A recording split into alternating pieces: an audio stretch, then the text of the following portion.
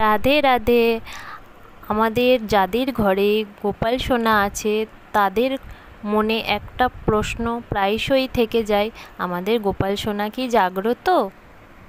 আসলে মন থেকে সেবা করলে আপনাদের কাছে গোপাল সোনা, আমাদের কাছেও গোপাল সোনা আসতে বাধ্য। তারপর আরও কয়েকটি লক্ষণ দেখলে বুঝতে পারবেন যে আপনাদের গোপাল সোনা জাগ্রত।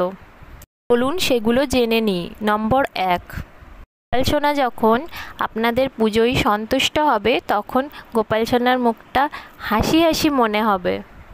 আর যখন আপনার মন খারাপ হবে, টেনশানে থাকবেন আর গোপাল সোনার সেবা দিতে পারবেন না, তখন মনে হবে আপনার গোপাল সোনার মুখটা মলিন হয়ে যাবে। এই দিকটা যদি আপনি লক্ষ্য করেন তাহলে আপনাকে বুঝে নিতে হবে আপনার গোপাল সোনা অবশ্যই জাগ্রত। কারণ আপনাদের গোপাল সোনা ভক্তের দুঃখে দুঃখিত হন আর ভক্তের আনন্দতে আনন্দিত হন। নম্বর 2, যদি কোনো কারণে আপনি গোপাল সোনার সেবা না দিতে পারেন, সুস্থতা বা অন্য কোনো কারণে, এই সময় যদি আপনার গোপাল সোনার কথা বারবার মনে পড়ে এবং আপনি যে তার সেবা দিতে পারছেন না, এরপর আপনি বুঝে নেবেন আপনার গোপাল সোনা আপনার সেবা নিতে চাচ্ছেন। তাহলে আপনার এই সংকেতটা দেখে বুঝে নিতে হবে আপনার গোপাল সোনা অবশ্যই জাগ্রত। নম্বর 3, হঠাৎ আপনার কোথাও যেতে হলো, গোপাল সোনাকে আপনি নিয়ে যেতে হয়তো পারছেন না, তখন যদি আপনার মনে হয় যে গোপালের কিভাবে সেবা দেব, কিভাবে তাকে রাখবো, তো তখন আপনার সোনার জন্য খুব চিন্তা হয়, তখন আপনি মনে করবেন আপনার গোপাল সোনা অবশ্যই জাগ্রত। নম্বর 4, আপনি যদি আপনার গোপাল সোনাকে কোনো কিছু দিতে চাইছেন কিন্তু আপনি হয়তো কোনো কারণে দিতে পারছেন না, এই সময় তখন গোপাল সোনার কাছে আপনি যাবেন, তখন কিন্তু সে বারবার আপনাকে মনে করিয়ে দেবে। সে নিজেই সেটা দেওয়ার ব্যবস্থা আপনাকে করে অবশ্যই দেবে। আর এমনটা হলে আপনার মিষ্টি গোপাল রাধা মাধব আপনার অবশ্যই জাগ্রত। নম্বর 5, পূজা দিতে গিয়ে যদি পূজার জিনিস আপনি খুঁজে না পান, তারপরে যদি দেখেন আপনি যেটা খুঁজছেন আপনার চোখের সামনেই আছে, আপনি খুঁজে পাচ্ছিলেন না, তারপর আপনি সেটা খুঁজে পেয়েছেন, তাহলে লক্ষ্য করবেন আপনার গোপাল সোনা অবশ্যই জাগ্রত।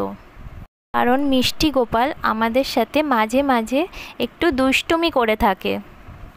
নম্বর 6, এটা যদি আপনার সাথে হয়ে থাকে তাহলে আপনার গোপাল সোনা 100% জাগ্রত।